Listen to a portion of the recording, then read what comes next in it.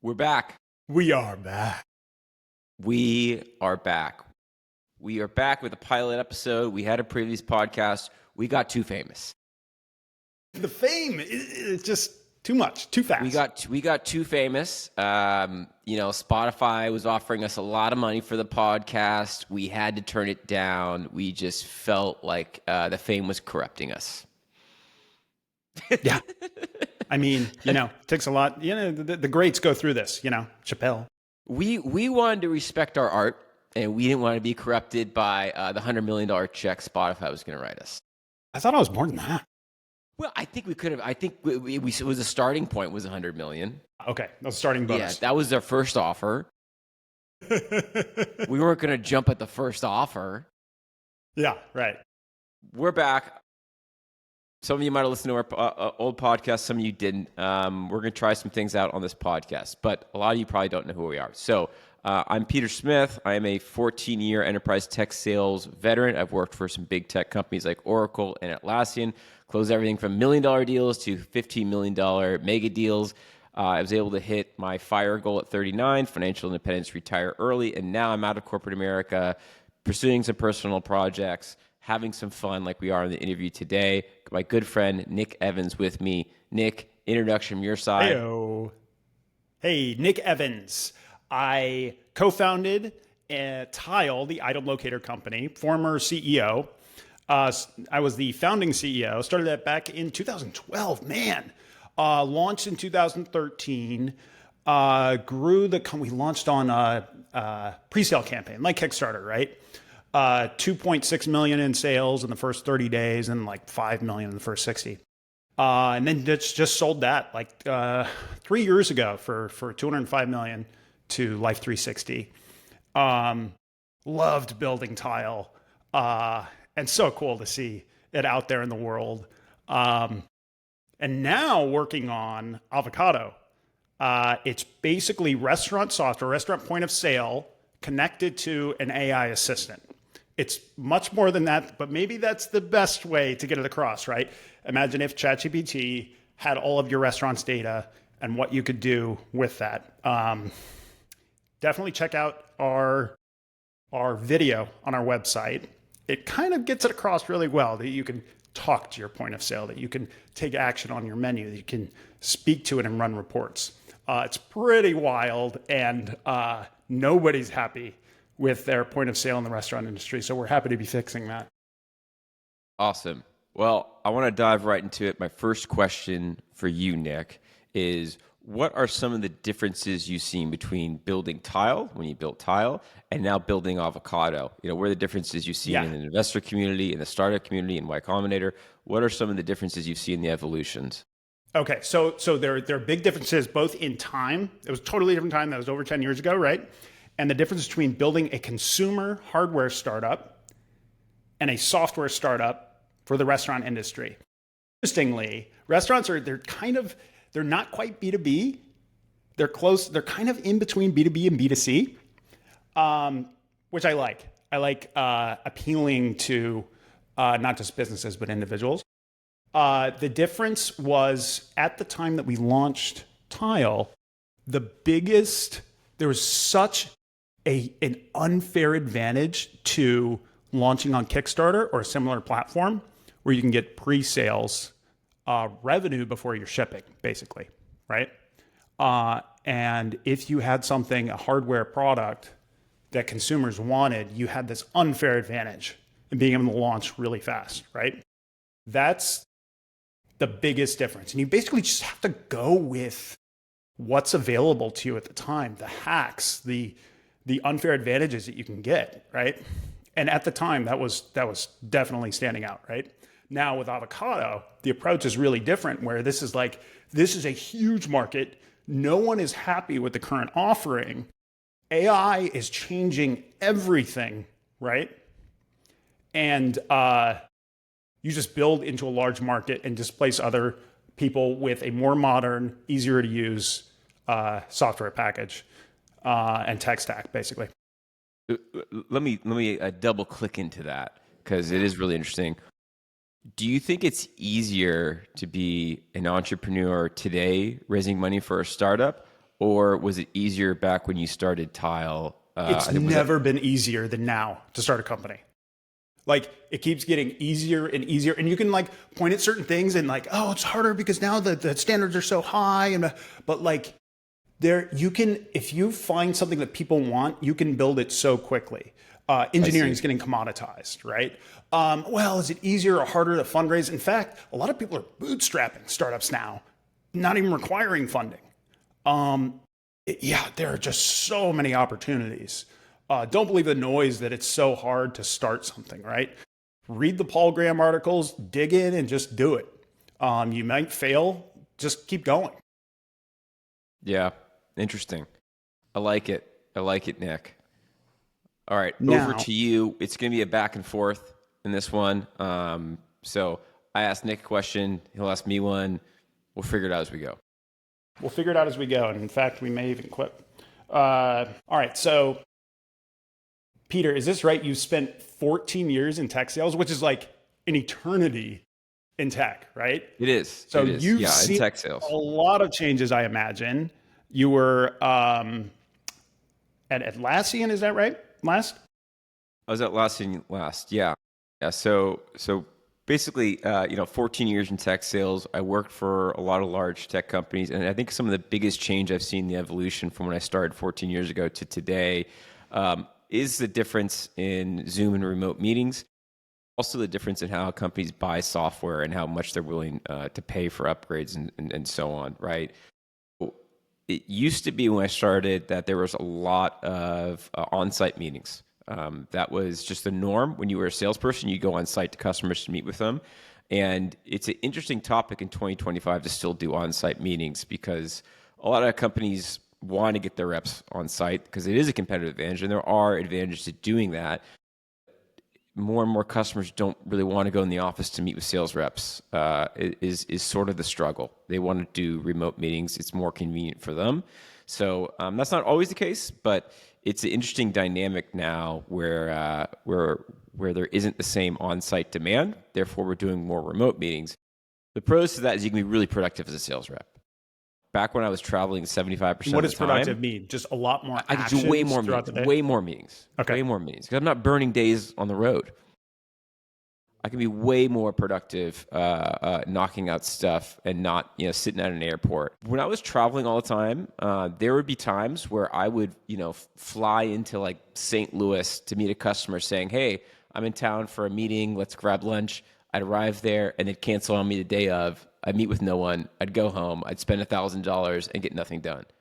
It was not the most productive approach. And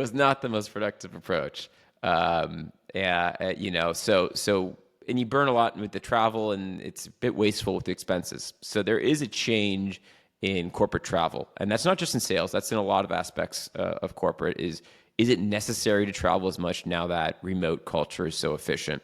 And I think there's a lot of opinions on that. I don't exactly know. I think there's advantage for sales if you're coming on site to doing a presentation and the competitor's not. It's probably less boring to watch a presentation in person than like a software demo over Zoom. So that is a big change. And then the other big change in enterprise software sales now is that buyers can research a product way more before, right? Buyers now have access to everything. It's not just in online. Consumers, right? Yeah, they have access to everything online, free trials, videos of the software. Like they can really do almost half of the evaluation or more before they even talk with the sales rep. Does that mean by the time you're getting on the phone with them that they're basically more serious about buying? A lot of the time. Okay. Well, a lot of the time. That they've done a lot of their research, and it can be tricky because you still have to understand what their needs are to position effectively and do discovery. But a lot of the times they've done a lot of the initial feedback, so a lot of the initial kind of requirements building. So it is interesting that there's just so much available for them to do a lot of self-service research. Interesting. So then what is your main role? How has your main role on sales calls changed? Basically answering the questions they couldn't get answered themselves? Yeah, which can be significant, especially with more complex use cases. It's going to be tailoring, to their use case and then providing additional value of, what they're not doing that they could be doing to improve their business. Like, hey, our most successful customers do this. This is how you can be successful with it. Yeah, that's probably really where sales reps can add value, is when they can kind of see some glaring, I would say, problems that a customer might have that you see other customers being successful with. And that's sort of how they add it. And then a lot of it's now negotiation, though. A lot of it's now just negotiation. So a lot of enterprise sales, when you're selling to existing customers, is negotiating up the renewals, right? And I will tell you, it is a fight every year now for dollars. Really? Yeah, because companies spend a lot on software, and their procurement departments get into really nasty negotiations with software vendors. Really nasty negotiations, because every year software vendors are trying to raise the prices and pay more and more, and procurement is just trying to pay less and less. And what's changing in 2025 is that it is getting a lot cheaper to build software, and the old comparison of build versus buy could be changing.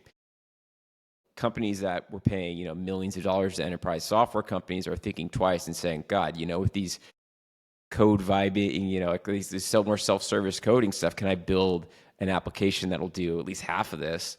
Because they might only be using 20% of the software features, and they're paying millions of dollars a year for it. Are they able to build it now more affordably and then get out of paying the software vendor millions of dollars? The answer in the last 10 years has been no, but it's starting to become more of a yes for some applications. 100%. We're starting to see that at Avocado. First, 3/4 of the team is technical, right? And you go through these sales calls and watch these marketing videos of software. It's pretty well built out, but whenever you're buying off the shelf, it's never fit exactly for what you need, right? You're paying for some tier that includes all these features, but you really only need one of them. And it's just it's not perfect. And then it comes with a guaranteed bill every single freaking month, right? Yeah. And it only goes up. What's that? It only goes up. And it goes up for no reason, right? Right? It should go down, right? And realistically, if you're a customer buying software, what you do end up paying for is a very expensive go-to-market team at the software vendor. These big software vendors spend 50% or more of their operating budget on sales and marketing. Oh, completely. And it's insulting, right? Right. Man, I did a call. We were looking at CRMs a couple of years ago, and we did a call with Salesforce, and there were 4 sales guys on the call. It's I'm paying for each one of these guys. And their software's a piece of shit, and it takes so much work to build out the CRM for, sorry. These are opinions. Personal opinions. I'm sorry. This isn't a hidden opinion. I told the sales guys that. It's so hard to use compared to something else, right? And it's why do we need 4 sales guys on this call? It's just this is so not a fit to moving fast. And I know that it's the industry standard. There are a lot of connections. So many people know how to use it. But it is, in that case, it was so clear that it would be less work to build our own custom CRM than to literally have to build a proper Salesforce build out. Yeah, I think a lot of, I would say, especially startups are choosing that path. With large companies, it is different because they do have a ton of existing data that they have to kind of keep in their system. So they have a tougher time, I would say, moving to custom builds. But you're right, the build versus buy scenario is changing quite a bit. All right, let's move on and talk about the next topic here. I grew up in the Bay Area. I moved to Austin, Texas. You lived in Austin, Texas. You lived in the Bay Area. You lived in both. Now you're back in the Bay Area doing startups, right? What do you see as some of the cultural and strategic differences between living in SF or Austin as a startup founder in the startup ecosystems? How does it impact your journey? Yeah. Okay. So I've gone off on this multiple times, and people just don't really like the answer because it's so kind of surprising to them. It doesn't match the headlines, right? So I was in Austin for 5 years. Love it there. Great quality of life. A little bit of a tech scene, but it was so distracting building a startup in Austin because there's a great quality of life and there's so much to do. It's too much fun. There's too much fun, right? Like so much of building your startup is willpower and digging in and being surrounded by others that are doing the same, right? That it requires less willpower if you're surrounded by other people that just want to build their companies, right? And I'm sorry, man, Thursday at 3 p.m. when you're getting texts from friends to go to the pool when it's the middle of the workday, it's just not conducive to that. Right. And then you go and hang with friends. Sending you those texts. Yeah. What's that? Yeah, exactly. I was definitely a friend sending you those texts. Yeah, I got all my work done.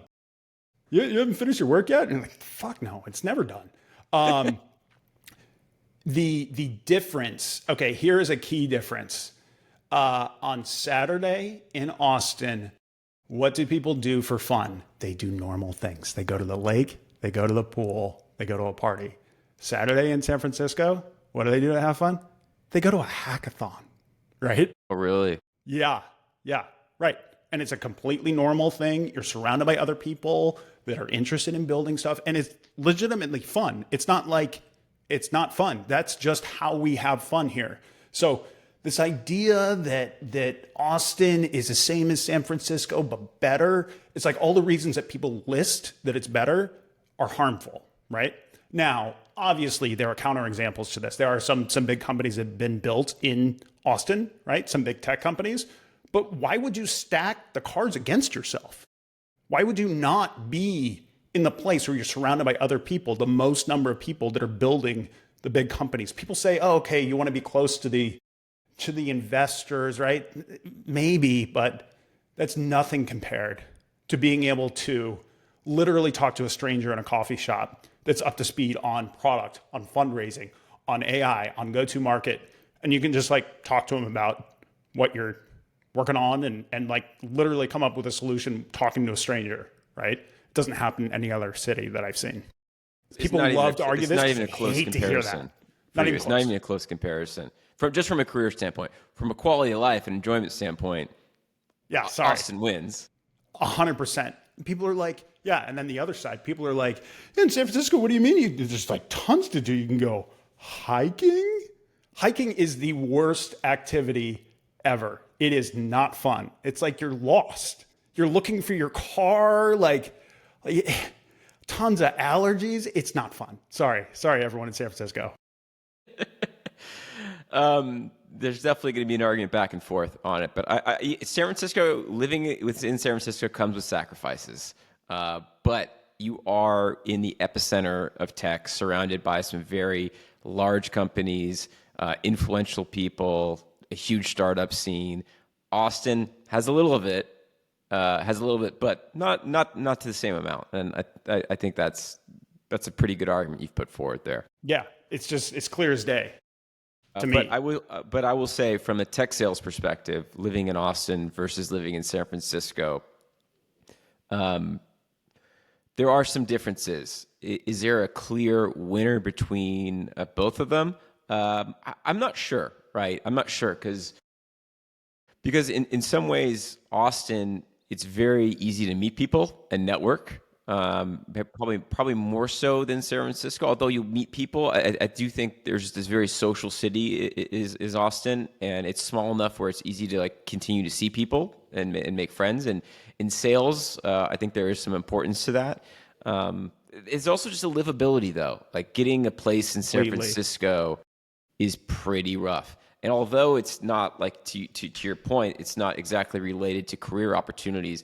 If you're living in some old, crappy Victorian with no AC and bad Wi-Fi, it's going to affect your work performance. Yep. Now, This I can agree with. This is really interesting to see your side of the coin.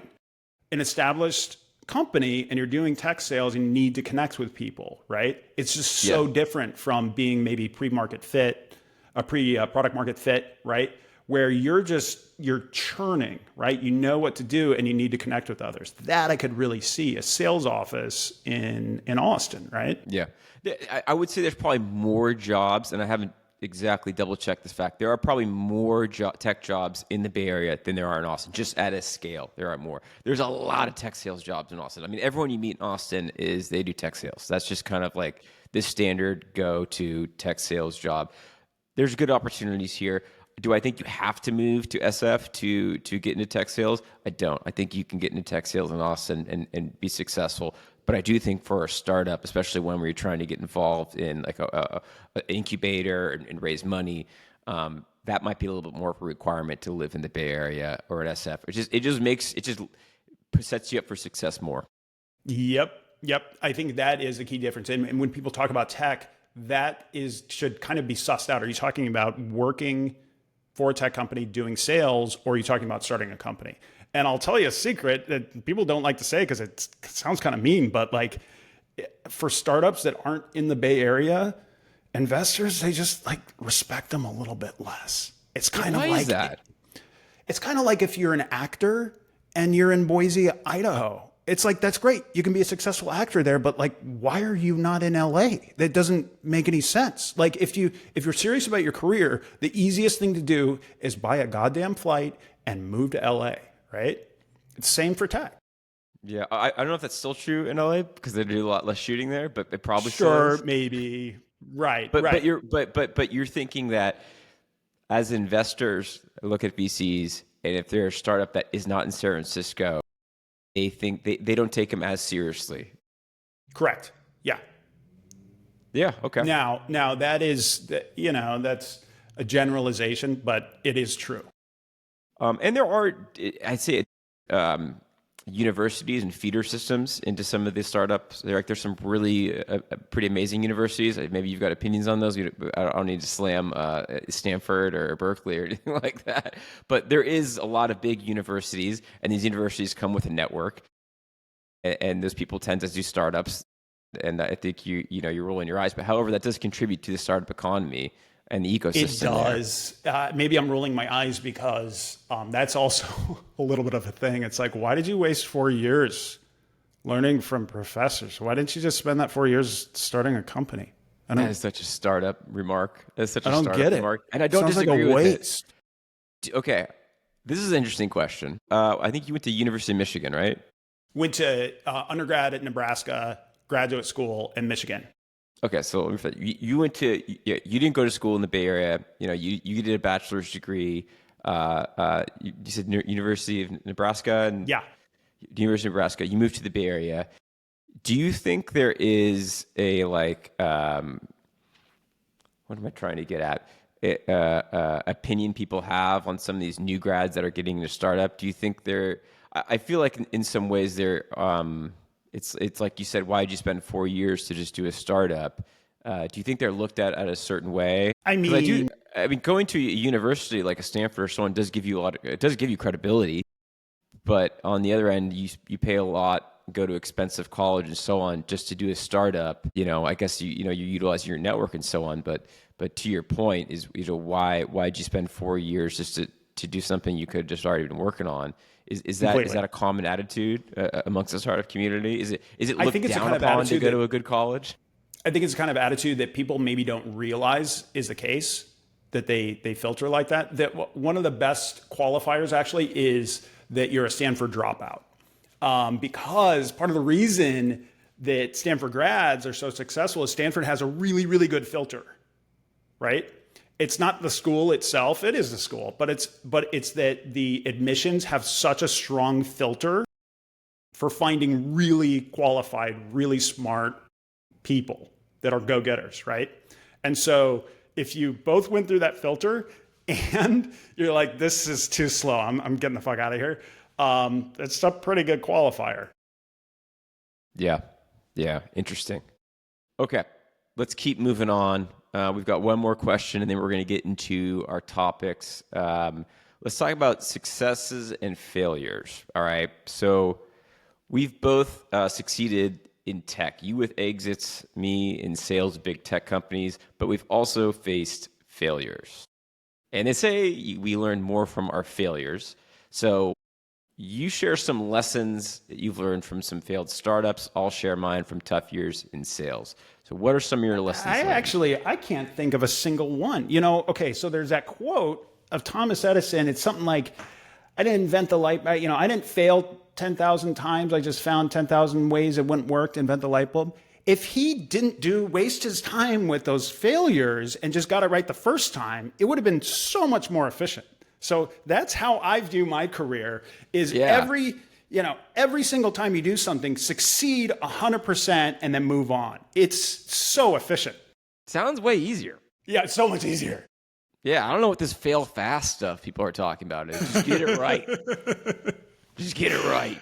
I do like this topic a lot because it is kind of an emotional thing, and it's hard to kind of suss out. Even it's hard to talk about because what does fail actually mean? And it's filled with so much fear. I mean, what does it mean to you to fail? Don't worry about failing over and over. Just keep pushing until you succeed. Like, what does it mean to you? You know, from a tech sales perspective, it's actually pretty straightforward because we're measured on a quota. So failing is failing to hit your quota or missing by a lot, right? Yeah.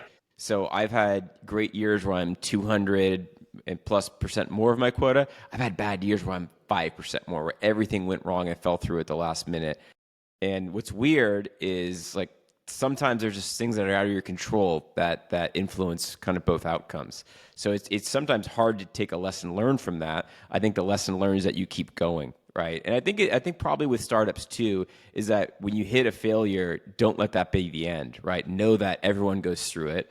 Don't let it affect your confidence, right? You take your bruise, maybe for an hour, reflect on it, and then you keep going and you're not fazed by it. And I think that's the lesson learned is don't be fazed and too discouraged from failures. Take your lessons, but then keep going because it's going to happen. Like if you take risks in your career, whether it be in a sales job or a startup, you're going to eventually fail. Yep. Like it's just, if you're not failing, you're not taking enough risks. So one thing that's really true that I think is both helpful for you to kind of like feel better, but like you should operate with this in your mind is that people only remember the successes. They don't remember the failures, right? Look at anyone that's in the news that all of their successes is what people remember, right? That's what people put on their LinkedIn, whatever. That's all you're ever known for. That's all you're kind of graded on, right? People are trained in school to never fail, right? And those failures really have a real outcome. But the real world isn't like that. I mean, you got to be careful. You got to not invest in a business that's going to fail, all of your money that's going to fail, right? But find ways to it with a really low cost meaning money and time, try different things, right? Every time you try something, it is a novel approach because it is you trying it, right? And the more shots at goal you can take, the more likely you're going to get an outsized success. Let me ask you this. Mm-hmm. These startups you've done that failed, when you look back when you were starting them, do you think you properly assessed the risk with them? Oh, probably not, right? But then like you learn and then you learn from that. You also realize that it can be impossible to properly assess risk. And you just move on and you take another shot at goal. You know, it's funny. The sales jobs I've accepted that didn't go well, when I look back on, I didn't properly assess the risk with the job. Really? Right? Interesting. Yeah. I looked at it and and maybe at the time I needed a job or something like that, but they'd be like, okay, if only 30% of the reps hit quota on this team and I'm accepting a job from this company, I think I'm going to probably have a 30% chance of hitting quota, which I have a 70% chance of not, right? But, sometimes whether it be a startup or a sales job or a job we take, you kind of, you don't always properly assess risk. You've got the rose-colored glasses, you've got the excitement about something, and then you go, okay, I ignored this, and it didn't work out. So then what did it look like in that moment, though? Were you blinded by an opportunity because you see a big commission opportunity? Yeah, I think probably some of that was when I look back. Also, sometimes, you just need a job, right? Sometimes you need a job. You do go through the interview process. You get a couple offers, and you take whichever one you feel best on. You don't always have the luxury of saying, you know what, I'm gonna hold out for this top level job at the most competitive company to get at, right? So especially earlier on in your career where you don't have as much experience, you just got to take jobs from what you can get. I remember I got a job early on in my career. I got a job from a guy I met out partying in Vegas for a night. Yeah, and he actually kind of gave me like a big offer. It was a real job, but the guy ended up not being the best owner manager. Didn't manage things properly financially. Got in a lot of debt. Didn't pay a lot of people. I left, and he probably owed me tens of thousands of dollars in commission. I don't Oof. think I properly assessed that risk when I was Yeah. out drinking Well, with him this in is a guy Vegas. that's hiring people he meets in Vegas. I don't know. I mean, I think I was pretty persuasive when we were in Vegas. We were like knew each other through friends, and he invited me out, and I worked for similar companies. So it wasn't just I wasn't just a random person, but nonetheless, I think to your point, I was excited about this huge money opportunity, blinded by some optimism, and didn't assess the risk too carefully. So then what are the lessons that are like that you could tell someone else that you would tell your former self, right? Like Yeah. what are the things that are actionable? Right. So I think the lessons learned for younger people who are assessing jobs is how do you assess the risk of this job, right? And for a sales job, it's just one thing, which really comes down to one metric is what are the percentage of reps hitting quota? That tells the whole story of how fair of an opportunity that this company is going to put forth to their sales reps. If it is around 50%, it's a fair opportunity. Okay. It is. That's Okay. you're not going to get 70, 80, 90%. Like it's just companies make it challenging and they design their sales territories usually for only about half the reps to be hitting quota, which I don't know is a little BS because it's like, hey, your quota is what we expect of you, but we're designing a system where only half of you get it. Yep. Yep. But Do you but ever that see would 70%? yeah, yeah, I do. But once the company does that, then they raise their quotas and helps lower their costs and de-risk stuff. So I would say it's that, and then it's also the quality of the company. I think when you are assessing taking a job, the quality of a company is probably more important than necessarily the comp plan that's put forth. Because the comp plan in a sales job is just really reliant upon how realistic you can get to your number, right? A company can draft a comp plan for you that might have a huge number, like a $400,000 a year compensation if you get to your number, but there's no chance of you getting to your number. You're probably going to fall very short of that. Maybe make 200 grand, which is not a bad income, but far short. But you're going to be looking for a job the next year because you're going to miss your quota by a lot. So it's not the big OTE number that people pay attention to. It's the quality of company and the really realistic percentage you hitting quota, which is percentage of reps hitting OTE. In general, it's less risky to work for a bigger company in sales than a startup. A startup has risk, and a sales job has more risk, so it's compounded, and it's tougher. It is tougher. What about equity for a young startup? Do you see equity in offers, and does that mean anything to sales guys? Yeah, really good question. It's hard to assess. It's just really hard to assess. I don't. It's that makes the risk thing hard to assess. You'd have to really believe, I think, in the team and so on. Just like when you accept a startup offer, you'd probably evaluate the risk associated with it and the team and likelihood that these shares would be worth anything. It's funny. I think sales reps don't get huge equity packages like product managers or developers do. We generally get less because we're like, I don't know, we churn quicker, so to speak. Probably less so. I think from a sales perspective, the equity, if it's a publicly traded company, that's definitely real money. If it's a Yeah, that's startup or just like so straight on, cash if it's it's publicly like traded. don't plan on it, but maybe it will be a lot of money. But not as much. Probably we don't. It's hard to assess the equity, and I don't know if that should be when someone's assessing a job. I don't know if that should be the huge factor in determining from just straight sales perspective if that should be the huge factor. Because here's the deal: if you're a sales rep, you accept a job with a startup, it's usually going to be an equity package that vests over 4 years. That's pretty much standard, right? Yep. Yep. Do you know the likelihood of a sales rep finishing 4 years at a startup is? Right. It's not good. You're probably going to last 2 years, Yeah. if not a year. I mean, if they're moving fast, right? Right. Yeah. Yeah. Because and that's just it's accepted. just a lot of risk.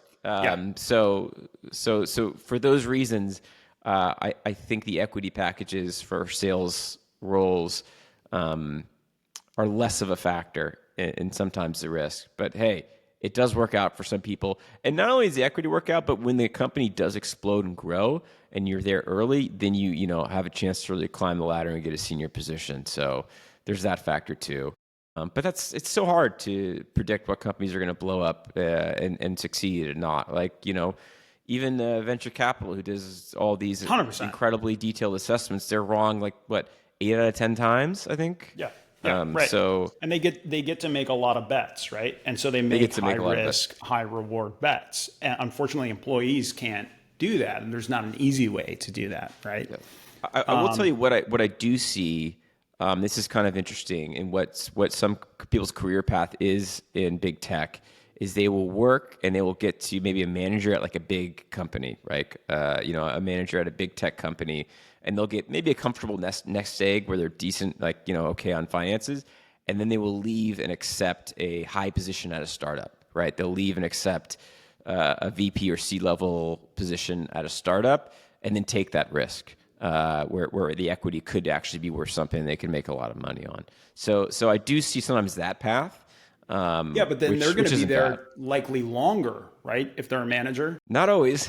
Not always. Sales managers, CROs, like it's also a pretty quick churn. Sales, if the company misses their number, like changes have to happen. You can't miss your revenue goals and say we're just going to do the same thing next year. They got to make changes, that's just part of the game. Yeah. Okay. So sales guys, managers, even CEOs will get let go in some cases. There was a certain company recently where maybe he didn't hit his quota. I'm not sure exactly what happened. Great transition into our topics, Nick. Let's dive into it. What are we talking about? People want to know our takes on the world. What happened this week, the Astronomer CEO, Andy Byron, was put on leave. I think he's actually left now after this viral kind of kiss cam moment at a Coldplay concert. It was with another coworker, an HR chief. And basically it led to the whole internet reacting with jokes and memes. There's a board investigation. And I know when you heard it, you were thinking the same thing that I was thinking, that this would have never happened at a Nickelback concert. No, it would have never happened. Never, right? This is how you remind me. Those are quality concert goers, all right? Yes. They're not out there cheating on their spouses. No, this is a tough situation for the guy. I mean, his whole life is falling apart. No one feels bad for him. He's responsible for all these decisions. The optics are terrible. It doesn't reflect well on the company either. It does not. The trust and culture. How does this guy bounce back? I mean, I don't know. It's such a weird situation, right? And strangely, I usually give people a lot of benefit of the doubt in these situations where they're clearly the bad guy, right? But there's something that really bugs me about, like, when you're at work, just, keep your pants zipped. Like, come on. Like, you don't need to be, you can make the argument, right, that, well, if someone works really hard, their work is their entire life. And so, personal things do happen, right? Well, this guy already had a personal life and had that kind of situated, right? And, he was a hired CEO. Do your job. Do your job, dude. And part of that job, I don't know if they put it on the job requirements, was don't sleep with your head of HR. Yeah. We don't know if they were exactly sleeping together. It looks like they were, but we don't know. This is true, right? It's kind of funny. Some people were saying, like, what? They were just like hugging and dancing. Every red-blooded human can see that type of embrace, and they know that was more than just hugging and dancing. So here's another interesting take on it. What if they didn't react at all? Would that Oh, would yeah, that have even totally. gone viral? It might not have. Totally not. Right? They freaked out, reacted, and everyone immediately knew what that meant. Yes. So I was really thinking about this. Why did this go so viral? Because I saw it, I thought it was kind of funny, and then it just kept building and building, and then the next day it kept building, right? Yeah. Like, what was it about that everyone wanted to see? It wasn't because it was a tech CEO, right? Is it because that's like it hit a nerve on the fear of being caught on the world stage like that? Yeah, all of it. It was a complete train wreck from all sides, right? It was just the most juicy gossip you have. There's something to it. You want to know the story. Oh, he's married with kids. Oh, it's a coworker. Oh, worst case scenario, he's busted. He's fired. He's losing. He's going to get divorced. It's all over for the guy. Maybe not. Maybe he's able to bounce back. Maybe he's able to, spin this in a year or two and come back and bounce back and have a career and do be a CEO other places. He probably will. Time does do a lot of things, right? I don't know, but to your topic though, don't engage with coworkers and relationships. In 2025, it's not worth it to date coworkers. It's not worth it to date coworkers for many reasons, but that's also kind of a problem because people aren't exactly doing too well with dating and meeting and getting married and so on. And they used to meet a lot of people in the workspace. It used to be a great place to meet people. Now there was abuse, and there's a lot of reasons why they had to put an end to it, and also liability reasons. But it isn't worth it. There are great couples, that you meet in the workplace, and it turns into a great relationship, or a great marriage. But it's kind of like you're playing with fire, and if you're gonna play with fire, you better be damn sure that this isn't gonna blow up, right? And like this clearly should not have happened. Like, oh man. Poor I feel guy. kind of bad talking about it. It's never good to talk about. I do feel bad for everyone involved with it. Oh God, no kidding. And really, I wish him well, right? But like, just don't do that. Don't do that ever. Anyone. He's going to learn from it and come through. Do you think there's also part of that this guy being so successful and having all this going for him, there's a side of people that kind of are resentful of this guy's success and so on. That is so strong now. Yeah. People now, what is going on the past 10 years? Like, people they dislike success. It was not like that like 10, 15 years ago. Everyone was excited. It might have been. I don't know. Maybe people are just not as much as it is now. Don't you think? I don't know. It's a good question. Are people resentful of people who are successful and make money? I don't think you should be. I don't think you should be ashamed. I don't think you should be uncomfortable about it. Like, what, you did something right? Okay, congratulations, right? That's good. But it is a topic that does separate. It's a polarizing topic that does separate people. People have all types of rationale and say the system's unfair and so on, and there are fair points and so on. But it nonetheless it is what it is. And complaining about it is not the right attitude to actually achieve success. So I think people do resent people who are successful, like the CEO who did end up getting caught cheating, and then secretly maybe they do like that his life is in shambles right now because it makes them feel better about their life that's in shambles. So I think that's probably part of it. I don't think secretly. I think a lot of people would be like, good, right? These billionaires, good, right? Which, right, to your point, first, it's like kind of icky to feel that way. And second, it's not to their benefit. Like, I don't know. You see people that don't like success. You call it out. You veer away from it, and it's a state of mind that's not helpful for folks. It is not. On this issue, another topic came this week. It's kind of related to this issue. It's not really, actually. This week, Grok's AI released a new anime-style AI companion. It's marketed for entertainment, but it does spark concerns about people's real-life relationships with AI. So these are people who are talking to this phone anime image of an AI, and they're developing personal relationships with it. Is this Finally. concerning? Dude, You're not concerned? Is this the future? Like, Well, how is this going to affect people, and how are we going to have personal relationships with our AIs? yeah, it's going to happen. And actually, this is kind of a tough topic for me. Microsoft Clippy, when it came out, I found it cute. I found it somewhat useful at the time. But, when you're working hard, you do get lonely. And I know it's embarrassing. But yeah, I had a former relationship with Microsoft Clippy, and it was beautiful, and it was very meaningful to me, and I was confused, but it worked for me, right? And that's that. The lesson there is that at any point, Microsoft can cancel a product and destroy your beautiful relationship. One day, you updated Windows, and then all of a sudden, I couldn't wait. You lost your best friend and lover. Yeah. I mean, lover, yes, but I don't want to get into details, but yes. Yes. Oh, you were copying and pasting that thing. That's so funny. Oh, the original, the OG Clippy.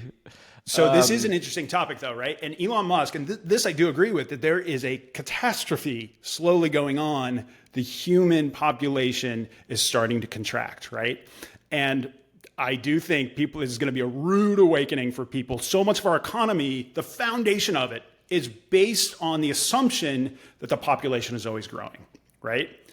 But now he's put out this thing that may make that even worse, right? People are truly finding companionship in these AIs. And what's interesting about it too is that people are kind of now picking apart, like, what is it about a relationship that is meaningful? Like, what does this mean? People just had it all packaged up in their minds. You date someone because of this and this, and you don't think about it. Now people are kind of picking apart, like, what does companionship mean? Yeah, right? It's interesting. Right. Like, product teams are picking it apart, right? It's interesting. What's your take on it? I don't know if it's bad or good, because in some ways it does help with the loneliness epidemic, that at least people who are lonely have some companion, at least to talk to. They're not totally isolated in their own thoughts. They are talking with an AI model that does have, safety parameters around it. So in some ways it's good. In other ways, it might deter people from going out and socializing and meeting actual humans and face to face and having a human connection, which is potentially concerning, that we're moving to a civilization that's going to be all of us just talking into robots, kind of like the movie Her. When you watched that movie, did you think, like, this is kind of cool, but, like, this is like decades into the future? Yeah, I guess so. I don't know when did it come out? I mean, I guess it was maybe like just 10 years earlier. 10 years ago, Her came out, right? It's getting pretty close to Her. It's getting weird. Pretty close it's to Her. Getting really close, right? Right. It came out in 2013, right? Yeah, it's definitely going to deter people from socializing and meeting more people in person. It's gonna, to your point, the birth rate and everything like that. Like AI, is going to negatively affect that. But it does also positively affect maybe people's understanding of relationships and communication. Like you said, they just dissect what a relationship is. So there are cons and pros to it. I will tell you a personal story from the AI here. I thought was amusing. So I was hanging out with friends this last weekend, and one of my friends, this girl, was saying, "Hey, what should I text this guy I met?" This is what he texted me. I said, "I don't know, screenshot and put it into ChatGPT and see what they say." Yes.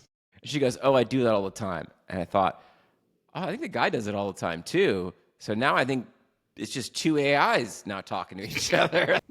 Every time you meet someone on a dating app, it's just two AIs going back and forth. Then you go on a date and you don't even remember what you talked about because you just screenshot and had it in AI. So maybe we'll just have AI do all this small talk for us, and we'll just, show up for the finale. That's exactly what's happening. I never thought about that. You see that happening with schools, right? Where students are using it and then teachers are like, don't use AI. And then they go home and use AI to grade all the papers. It's basically AI talking to AI. But for dating, and how weird is that? I know. I know. I mean, you can't blame anyone in that situation. Is right? it all that different than like doing spell check before you send a text message? It's a little different. It's a little different. Is it all that different than if you have an AI voice go talk to the girl before on the phone? Is that all that different than spell check? Oh, it is different. Oh, okay. Just don't send AI pictures, right? You can't do that? I didn't know that was unacceptable. I've got some people to apologize to. I mean, certainly some people are. Okay. All right. On the AI topic now, our last topic here. OpenAI this last week updated ChatGPT, and they made it more agent-like for complex, multi-step tasks, such as booking flights, research summaries, managing simple project management workflows, a lot more autonomy and with less human prompting. What do you see some of the impacts coming from a lot of the more agent-like features in the AI products? This is what everyone's talking about. What is your take from the startup perspective, from someone who's in the involved in the startup landscape here? Yeah. Well, first, what's the difference between this and what it could do before, right? I think maybe people are reading the headlines, but not really kind of drilling down on the differences. Myself included. Like I watched a little bit of a clip, right? But the one thing that I saw is that it can boot up a virtual machine, boot up a computer, start using a browser and taking action within a browser, right? Because you could do all of this stuff before, plan your trip, right? But it was a lot of copying and pasting, right? That actually is kind of like what's holding back AI, because it's like a lot of just like tedious work for humans to copy and paste and continue to prompt, right? And so it's basically breaking down all of that crap that people are having to do to effectively use AI. What's my take on it? So we're starting to see over the past year and a half, we saw this at Avocado as well, where you will see some new capability, and it's very exciting, but you have to determine if the level of quality of output is for demos or is it for product, right? LLMs, in my opinion, about a year and a half ago, they were great for demos, but they hallucinated too much, and they weren't great for putting them in the product for a lot of things, right? Yeah, there's problems. Now they're stable enough that everyone is adding them, and they should be, right? These agents, I think, will go through the same thing, where you can try certain things, you see what the future will be like, the future meaning like 6 months, right? And you'll be able to kind of demo this on your own and plan your product around it and do a lot more with it, right? One thing that I think is really interesting is a lot of companies, they have their APIs, right? A lot of them are closed or they're neutered, right? On purpose.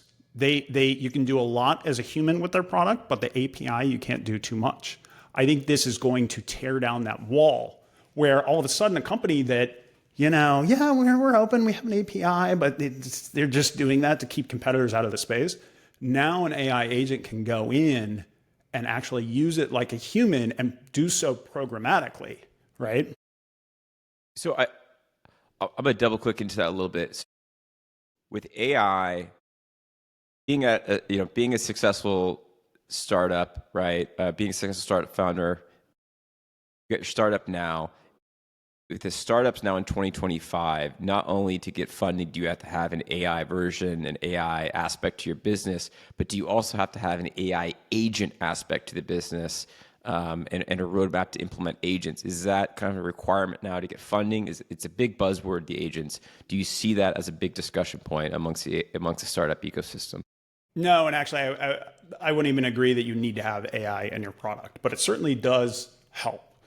Interesting. I mean, there are certain people love to say you need this to get funding. You need this if you're a startup. I mean, it comes down to really simple things. Like either do you have a ton of growth that's moving really fast, or are you building something that someone else is not or incapable of building that is clearly going to be the future, right?